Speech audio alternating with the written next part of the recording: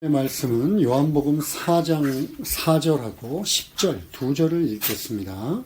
요한복음 4장 4절 10절 우리 한 목소리를 읽을까요? 사마리아를 통과하여야 하겠는지라. 10절 예수께서 대답하여 이르시되 내가 만일 하나님의 선물과 또 내게 물 좀 달라 하는 이가 누구인 줄 알았더라면 내가 그에게 구하였을 것이요 그가 생수를 내게 주었으리라. 아멘. 오늘 설교 제목은 타는 목마름이라는 제목으로 여러분과 함께 하나님이 주시는 은혜를 나누고자 합니다. 저희는 오늘 짧은 두 절만 읽었어요. 그죠? 근데 설교는 4절에서 시작해서 한 30절, 그러니까 30절까지를 쭉 이렇게 간략하게 살펴보면서 제가 이제 예를 들어가면서 가지고 설교를 하겠습니다. 4절부터 한번 시작해 볼까요? 사마리아를 통과하여야 하겠는지라. 이게 이제 예수님이 말씀을 하시는 건데요. 이제 예수님께서 유대에서 갈릴리라고 하는 곳으로 이제 가고자 하셔요. 그런데 그때 내가 사마리아를 통과해야겠어 라고 말씀하시는 겁니다. 이 번역을 통해서도 우리가 이제 어느 정도 짐작해야겠지만 내가 통과해야겠어 라고 이제 예수님이 의지적으로 말씀하고 계시다는 걸 알 수 있어요. 유대에서 사마리아로 가는 가장 빠르고 편안한 길은 이 사마리아를 통과하는 길입니다. 이제 갈릴리가 여기쯤에 있고 유대가 여기에 있는데 여기가 사마리아예요. 그러니까 이제 이렇게 통과하면 제일 빠르겠죠. 더구나 이게 광야로 돌지 않아도 되니까. 근데 경건한 유대인들은 절대로 이 길을 택하지 않아요. 왜냐하면 사마리아라고 하는 지역의 특성 때문에 그러는데요. 사마리아는 아시리아 제국 당시에 식민지였어요. 근데 이제 아시리아 제국의 통치 그런 방법에 따라서 이방의 사람들을 강제적으로 그쪽으로 이주를 시키고 또 그들에게 강제적인 결혼을 시킵니다. 그래갖고 혈통적으로 보면 그들은 이방인에 가까워요. 이방인에. 그리고 또 그러다 보니까 이방적인 습관을 갖고 있고 그들이 믿고 있는 유대교도 정통 유대교와는 완전히 다른 그들만의 성경을 갖고 있고 그들만의 신앙체계를 갖고 있어요. 그러니까 유대인들이 생각하기에는 어떻겠어요? 이건 이방인이야. 뭐 이렇게 생각하죠. 그리고 그쪽으로 이방의 동네를 지나가면 나도 부정을 타. 그러니까 경건한 유대인들은 절대로 그곳을 통과하지 않습니다. 그런데 예수님께서 이 길을 통과해야 하겠는지라 라고 이렇게 의지를 표명하시는 거예요. 이거를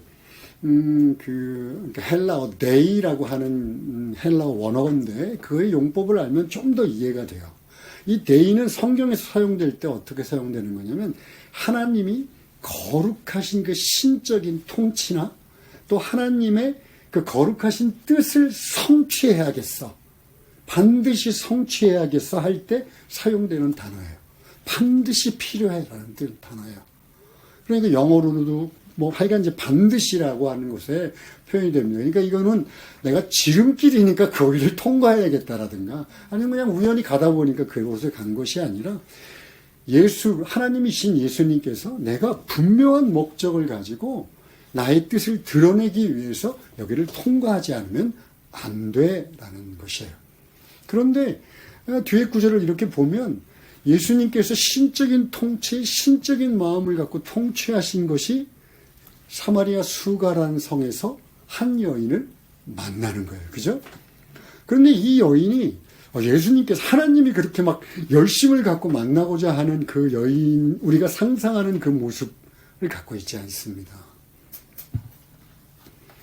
이 여인이 그러니까 12시 정오에 물을 기르러 와요. 그럴 수도 있지. 그렇게 생각할 수 있지만 그 당시 유대인들의 여성들은 아침이 시작하기 전에 그러니까 하루를 시작하기 전 아침에 서늘할 때 모입니다. 단순히 물만 기르러 오는 것이 아니라 그곳이 사랑방이에요. 사랑방. 여자들이 모여서 수다도 떨고 정보교환도 하고 그래서 친목을 다지는 장소이기도 해요. 그런데 이 여인이 서늘하지도 않은 한낮, 무더운, 중동은 굉장히 뜨겁습니다. 그때 혼자서 아무도 물을 길러 오지 않는 곳에 혼자서 왔다는 것은 무더운 무더위보다도 사람들과 부딪히는 것을 더 꺼려했다는 거예요. 왜 그런가 하면 그 이후의 구절을 보면 이 여인에겐 5명의 남편이 있었어요. 그 전에. 그리고 지금 살고 있는 사람도 자기 남편이 아니에요. 그런데 이건 그 당시 사회에서는 부정한 일이고 비난받아 마땅한 일이었습니다. 그러니까 이제 아마 사람들이 손가락질을 했을 거예요. 수군수군 거렸을 거예요. 뒷담화를 막 깎겠죠. 그러니까 이제 그게 너무 싫은 거예요. 어쩌면 막 핍박을 했는지도 모르고 왕따를 시켰는지도 모르겠어요. 그런 여인을 지금 만나고자 예수님께서, 하나님이신 예수님께서 일부러 찾아오신 거예요. 그리고 그 한낮의 더위에 우물가 옆에서 그 여인이 오기를 지금 기다리고 계십니다. 그리고 그녀를 만나갖고 먼저 이렇게 말을 걸어요. 야, 물 좀 줄래? 이거 뭐 간단한 요청 같잖아요. 그런데 여기에는 굉장히 많은 벽들이 존재합니다. 이 얘기를 들은 이 여인이 9절에서 이렇게 해요. 당신은 유대인 남자인데 왜 사마리아인 여자에게 물을 달라고 하십니까? 이러고 막 마치 뭔가 이렇게 막 화난 것처럼 되물어요. 이 말에는 남자와 여자 사이에 깨지 못할 높은 벽이 그 당시엔 있었어요. 차별의 벽. 더군다나 경건한 유대인 랍비가 여인에게 먼저 말을 거는 것은 아주 수치스러운 행동이었습니다. 더군다나 아까도 얘기했지만 사마리아와 유대인은 서로 통과하지 않고 이 정도가 아니라 적이었어요. 적. 원수처럼 서로 으르렁거리고 있었습니다. 거기에 더해서 우리 눈에는 잘 보이지 않지만 분명하게 성경에 기록되지 않지만 깊이 묵상해 보면 이 여인과 예수님 사이에 높은 도덕적인 벽이 가로막고 있었어요. 이것은 예수님의 문제가 아니라 여인의 문제였습니다. 여인은 아까도 얘기했지만 사람들의 손가락질과 수군거림을 통해서 스스로 높은 벽을 쌓고 있었어요. 그것이 부정한 일이든 이유가 무엇이 되었든 간에 그 일로 인하여 그는 높은 벽을 쌓고 사람들과 교류를 하지 않고 혼자 웅크려 들어 있었어요. 이 벽을 예수님께서 지금 부수기를 원하시는 거예요. 일부러 사마리아를 찾아오셔서 간단한 물 좀 주겠니? 라고 하는 한마디의 요청을 통해서 그 당시 존재했던 높디 높은 벽들을 다 깨기를 원하고 계십니다. 여러분, 저와 여러분들은 어떻습니까?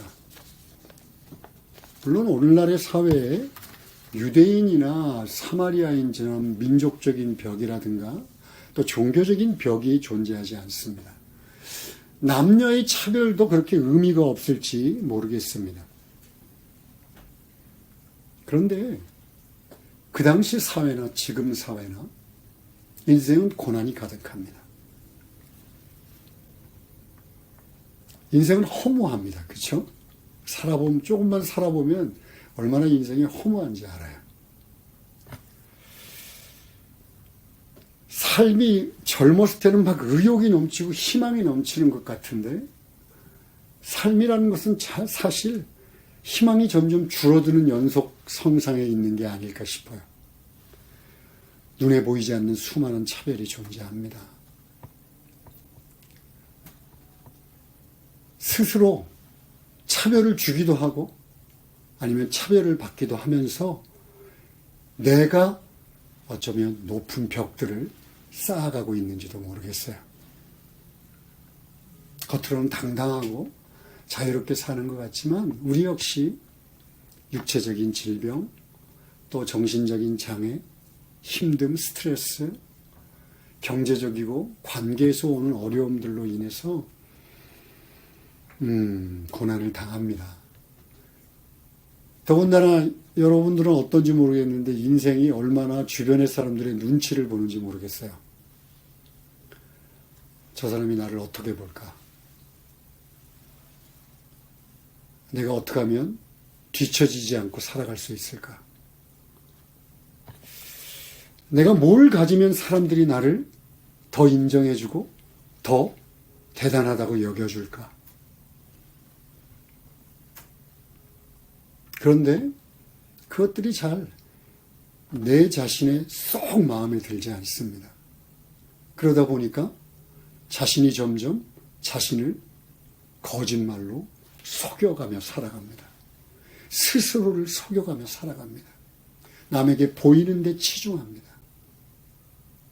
그러다 그게 안 되면 사람들과 만나는 것조차 꺼려해요. 그리고 아유 내가 너 안 만나도, 그리고 점점 관계가 비뚤어지기 시작합니다. 전혀 다를 바가 없는 인생을 살아갑니다. 그런 우리를, 아니 나를 찾아오신 거예요. 데이라고 하는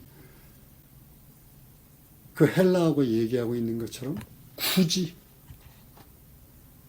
나를 찾아오시기 위해서 저 높고 높은 곳에서 이 낮고 낮은 땅으로 오셨습니다. 온 우주를 가로질러서 일본 땅 한 구석에 그 여인, 나보다 비참할 것 같지만 그렇게 차이 없는 나를 찾아오셨어요. 그리고 내게 말을 거십니다. 나를 부르십니다.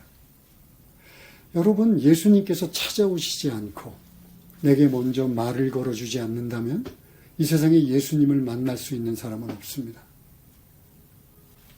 예수님께서 이 세상에 죄와 사망으로 완전히 어그러진 차별 속에 차별과 학대와 전쟁으로 가득한 땅 위에서 우리를 직접 찾아오셔서 그 벽을 부시고, 아니 여러분과 저 안에 있는 죄악으로 인해서 스스로를 가두고 있는 이 정말 말도 못하는 벽을 깨주시지 않으면 그 누구도 예수님 만날 수 없어요.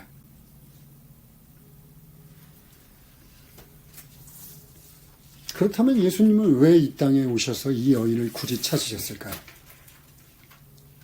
10절에 보는 것처럼 예수께서 대답하여 이르시되 내가 만일 하나님의 선물과 또 내게 물 좀 달라 하는 이가 누구인 줄 알았더라면 내가 그에게 구하였을 것이요 그가 생수를 내게 주었으리라. 선물로 생수를 주시겠다고 오신 거예요. 여러분, 물은 생명과 직결되어 있습니다. 그렇죠? 예수님이 주시는 이 생수도 죽느냐 사느냐의 문제를 가름합니다. 그런데 그렇게 죽느냐 사느냐의 문제가 아니라 예수를 믿는 자들에게 주시는 또 하나의 큰 축복이 있는데, 이 땅을 살아가면서 너희들이 죽음에 이르는 목마름을 갖고 있는데 그 목마름을 내가 주는 생수로 해결하겠다라고 말씀하시는 거예요. 그런데 문제는요, 우리가 그 목마름이 무언지를 잘 알지 못합니다.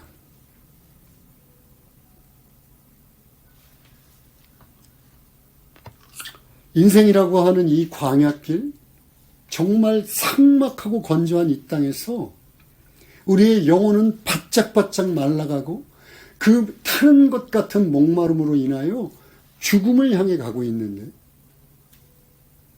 이 땅을 살아가는 사람들은 그게 목마른지를 알지 못합니다.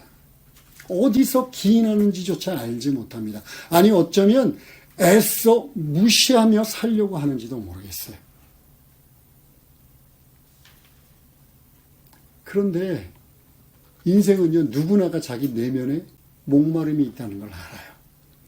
채우지 못한 타는 것 같은, 정말 죽을 것 같은 목마름이 있다는 걸 알아요. 그러니까 이것을요, 어떻게든 해결하려고 합니다. 근데 어떻게 해결할지를 몰라요. 그래서 방황하기도 하고 물이 아닌 것들을 가지고 자기의 목마름을 채우려고도 합니다. 그런데 그런 것들은요, 여러분, 바닷물을, 왜 바다에 빠진 사람들한테 물은 같은 물인데 바닷물을 마시지 못하게 할까요? 바닷물은 마시면 마실수록 갈증이 더해져서 결국은 죽고 맙니다. 예수님이 주시는 생수 이외의 것을 가지고 자기의 갈급함을 채우려고 하면 마치 바닷물을 마시는 것과도 같아요. 채우면 채울수록 자신의 내면에 타오르는 목마름은 더 심해지면 심해지지 줄어들지 않습니다. 여러분, 우리가 목마름을 채우기 위해서 뭘 갖고 막 채우려고 하는지 알아요? 우리가 간단하게 아는 거 있잖아요. 권력, 돈, 명예, 또 아까 얘기했지만 사람들의 인정, 왜곡된 사랑, 쾌락에 집착하는 것들, 중독, 이런 것을 갖고 자신의 목마름을 채우려고 해요. 그런데 이런 것들은요, 일시적으로 목마름을 해소시켜 주는 것 같아요. 그런데 오히려 스트레스, 질병과 정신장애, 섭식장애, 약물 남용, 알코올 중독, 과로, 분노, 그릇된 욕망을 불러일으킵니다. 턱 목마르게 합니다. 왜냐하면요, 이런 것들은 다 사람들이 외부에서 다 가져오려고 그래요. 외부에서 끌어당겨서 채우려고 합니다. 그런데 죄로 타락한 인간의 욕망과 욕심은요, 절대로 외부에서 끌어들이는, 외부에서 부어지는 것으로 만족하지 않습니다. 더 큰 자극과 더 큰 욕망을 필요로 해요. 또 그것을 손에 쥐기 전까지는 불안해서 견디지 못해요. 그게 없으면 죽을 것 같아요. 그런데 또 꽉 잡고 나면 금방 빠져나가니까 더 큰 거, 더 자극적인 거, 점점 더 불안해집니다. 이게 인간의 실체예요.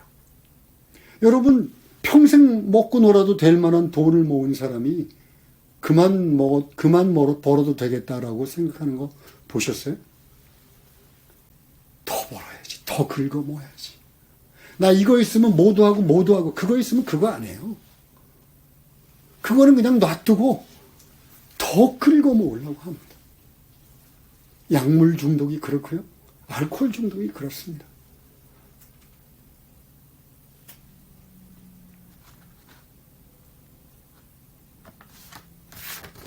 언제까지요? 누구나가 마주하게 될 멸망의 순간까지입니다. 그런데 예수님께서는 내가 주는 생수를 마시면 영원히 목마르지 않아. 네 안에서 외부에서 채워주는 게 아니라 네 안에서 샘솟는 샘물이 될 거야 라고 얘기합니다. 무슨 얘기예요? 생과 사의 문제만이 아니라 네가 갖고 있는 그 타는 목마름의 근원을 해소시켜 줄게 라는 얘기예요.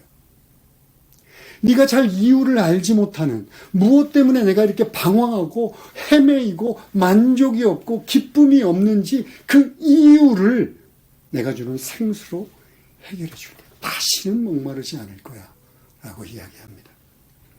이렇게 좋은 걸 누가 안 달라고 그러겠어요? 누구나 달라고 그러죠. 본문의 여인도 그런 게 있어요? 그럼 저한테 좀 주세요. 그러니까 다시는 이곳에 물길로 오지 않게 해주세요. 그 얘기는 뭐예요? 다시는 이런 족쇄 같은 일, 억압하는 일, 정말 싫지만 억지로 해야 되는 일을 안 하게 해주세요. 그런데 예수님은 그 전에 이 여인에게 먼저 해결해야 될 일이 있다고 생각하시는 것 같아요. 뜬금없이 이렇게 얘기합니다. 가서 내 남편을 데려와라. 왜요? 다른 사람들처럼 손가락질하고 조롱하고 놀리려고? 물론 아니죠. 물론 아닙니다. 여러분, 이 여인에게 이 5명의 남편과 지금 사는 사람은요, 아까도 얘기했지만 바닷물을 마신 것과 같아요. 자기가 자기 나름대로 이 타는 목마름, 죽을 것 같은 이 타는 목마름을 해결하는 방법을 택한 거예요. 사람들과의 인정, 내가 살고 있다는 분명한 생각, 내가 너무나 두렵고 불안한데 그것을 채워줄 나만의 방법을 찾은 거예요. 이유에 대해서는 성경에 나와 있지 않습니다. 그러나 분명하게 이 여인은 그 길을 택해서 그 사람의 사랑을 받고 그 사람의 품 안에서 자기가 살고 있다. 안전하다. 나는 그릇된 삶을 산 게 아니야. 라고 인정받고 싶은 거예요. 그러나 예수님은 그게 너의 죄야. 나 이외의 것, 참된 생명수가 아닌 바닷물을 마셨던 것, 그것을 정확하게 분별하고 그것을 파내지 않으면 안 되라고 이야기합니다. 여러분, 샘물을 파내기 위해서는 땅을 파야 합니다. 지루할지도 모르고 깊이 파야 할지도 몰라요. 중동 지역에서는요, 우물 하나를 파기 위해서는 수십 미터를 파내려 합니다. 여러분들 샘물을 얻기 위한 과정으로 예수님은 지금 이야기하는 거예요. 네 남편을 데리고 와라. 그리고 바로 보아라. 네 남편을 통해서 네가 얻고자 했던 것 분명하게 깨달아라 라고 이야기합니다. 그랬더니 이 여인이 그 말씀을 듣고 영의 눈이 열려요. 그러면 이렇게 얘기합니다. 저는 남편이 없습니다. 물론 지금 살고 있는 사람이 남편이 아니라는 고백을 하는 거겠죠. 그러나 영적으로 보면 여태까지 내가 의지했고 내가 해결하려고 했던 나만의 방법은 이제 아무런 의미가 없다는 것을 그리스도 예수 앞에서 알게 되었습니다라는 고백이에요. 그러자 그의 눈이 열립니다. 그리고선 영적인 것에 관심을 가져요. 예배. 그리고 이는 예수 그리스도를 통해 신령과 진정으로 이어지는 예배로 연결됩니다. 여러분, 우리도 이 세상에서 나를 위로하고 나의 욕망을 채워주고 보호해 줄 것 같은 어떤 것, 내가 집착하고 매달리는 무언가가 있다면 그것을 바라보아야 해요. 아, 내가 지금 저걸 왜 저렇게 원하고 있지? 내가 여태까지 그것에 왜 집착하고 있지? 그것은 나한테 어떤 의미를 갖고 있지? 나의 이 목마름을 정말 해소해 줄 수 있을까? 그리고 나를 살고 죽는 문제, 영원한 생명으로 이끌 수 있을까? 여러분, 예수를 믿으면서도 내 안에서 샘솟는 샘물을 누리지 못하는 사람들이 얼마나 많은지 모릅니다. 예수를 만났는데도 여전히 집착하고 있는 바닷물을 마시면서 목말라 끊임없이 자기 핑계와 자기 변명과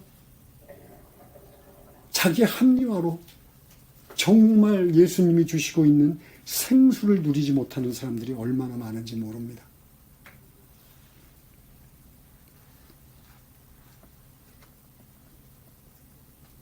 내가 내 안에 나를 여태까지 감싸고 있던, 그냥 묻어놓고 있었던 나의 죄된 본성과 하나님 없이 해결하려고 했던 이 땅에서의 악한 생각들을 파내지 않는 한, 여러분, 예수님을 만나서 예수님이 주시는 생명수를 누릴 수 없다는 것이 현실입니다.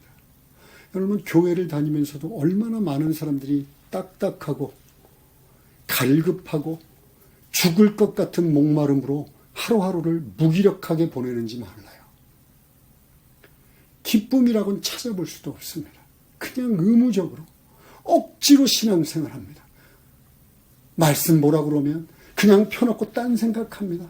기도하라 그러면 자기의 그냥 욕심 몇 번 채우고선 그리고는 막막한 것 같습니다. 생명수, 내 안에서 솟아나는 샘물, 꿈 같은 소리같이 들립니다. 왜? 여전히 나는 딴 거를 바라고 있으니까요. 여전히 나는 다른 곳에 관심을 갖고 있으니까요.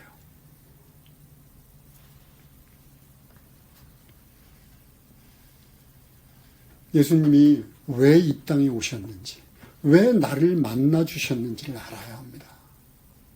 내게 생명수를 주려고 하시는 거예요. 그런데 그걸 자꾸 가치 없는 것으로 여기고 자꾸 다른 것을 바라고 있는 한 그 생명수가 여러분에게 샘솟는 샘분이 되지 못합니다. 본문의 여인도 그리스도를 만납니다. 그러니까 그가 완전히 180도 변한 인생을 살아요. 여태까지 자신을 그토록 왕따시키고 손가락질하는 사람들에게 막 뛰어갑니다. 성경에요, 굳이 안 써도 되는 내용을 기록하는 것은 하나도 없어요. 그렇죠? 물과 말을 내팽개치고 뛰어갔다. 그들에게 뛰어갔다 이야기합니다. 이 물병은 도대체 뭘 상징하는 걸까요? 그를 얼검했던 족쇄들을 상징합니다. 아까도 얘기했죠? 정말 하기 싫어. 이 인간들 만나기 싫어. 또 내가 지나가면 수근수근 듣기 싫어. 그런데 안 하고선 살 수가 없어. 예수를 믿으면서도 사람들이 나를 어떻게 볼까? 내가 뭐가 없으면 나를 우습게 보지 않을까? 내가 막 이렇게 티내지 않으면 나를 손가락질하지 않을까? 예수 이외의 것들을 붙잡고 있는 거, 억지로 살 수밖에 없는 것들, 이것들을 내팽개친 거예요. 그리고 자신을 박해하고 핍박하고 조롱하던 자들에게 갑니다. 여러분, 쇼생크의 탈출이라고 혹시 영화 보신 분 계신가요? 정말 재밌는데 꼭 보세요. 그 쇼생크라는 사람이 그 쇼생크라고 하는 그 이제 감옥이 있는데 거기서 탈출을 해요. 탈출을 하는데 길고 긴 하수구를 통해서 거기를 막 기어가지고 탈출을 합니다. 탈출을 하니까 막 비가 확 쏟아져요. 폭우가 쏟아집니다. 이 사람이 너무 기뻐가지고 소리를 지릅니다. 울면서. 그동안 냄새나는 하수구를 다 통과해서 나왔던 그것들은 다 비에 씻겨져 나갑니다. 자유인이 참 자유를 얻었다는 감격으로 소리를 치며 기뻐합니다. 이 여인이 마치 길고 어두웠던 하수구와 같은 터널을 지나와서 그리스도 예수를 만남으로 인하여 소리치는 기쁨을 되찾게 되었습니다. 그리고 그들에게 나가 그 기쁨의 소식을 전합니다. 와보라, 이분이 그리스도가 아니냐. 아마 나는 마을 사람들이 그 여인을 못 알아봤을 거라고 생각해요. 완전히 180도 바뀐 그 모습에 이 여자가 도대체 누구지? 아마 당황했을 거예요. 그런데 그가 너무나도 빛나고 아름답게 변했기 때문에 그들이 군말도 못하고 예수님 앞으로 이 여인을 따라 나옵니다. 그리고 그들도 예수를 만납니다. 말씀을 정리하고 싶습니다. 여러분, 저는 오늘도 예수 그리스도를 여러분에게 소개했습니다. 그분을 만난 인생이 얼마나 놀라운지, 얼마나 기쁨으로 가득한지를 여러분들에게 전하고자 했습니다.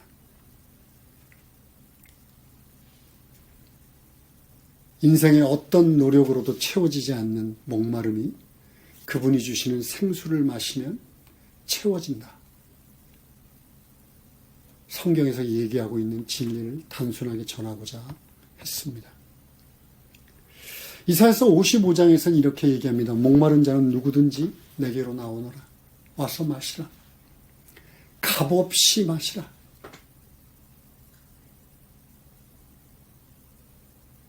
그런데 마시지를 않는다는 게 문제입니다. 생수보다 더 중요한 것이 있다고 여기는 것이 문제입니다. 예수를 믿고 10년, 20년, 30년 신앙생활을 하지만 이 생수가 주는 놀라운 세계, 자신이 짐작도 하지 못했던 그 놀라운 세계가 열리고 있다는 것을 경험하지 못합니다.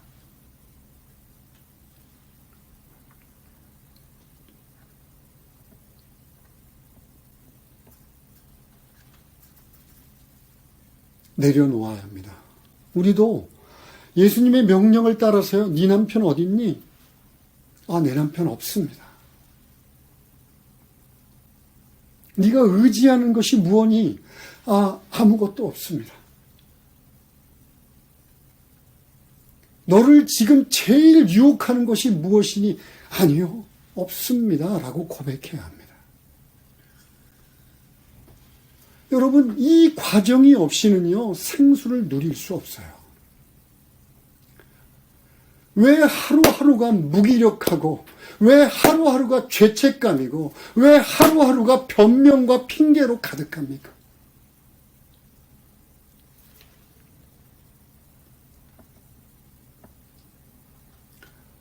고난과 슬픔과 괴로움과 불안으로 위축되고 그 위축된 삶에 갇혀 삽니까?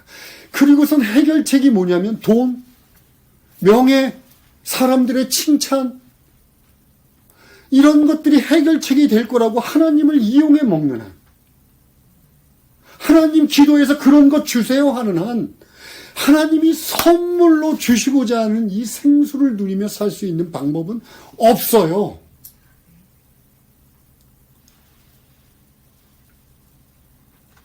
정말 그 생수를 누린 사람은요, 제가 강당에 서서 가서 전도하십시오 말 안 해도 됩니다. 예수님을 만나면 가만히 있지를 못해요. 그것이 의무감이고 부담감이라는 것은 내가 지금 예수님으로부터 생수를 받아 누리지 못하고 있다는 증거일 뿐입니다.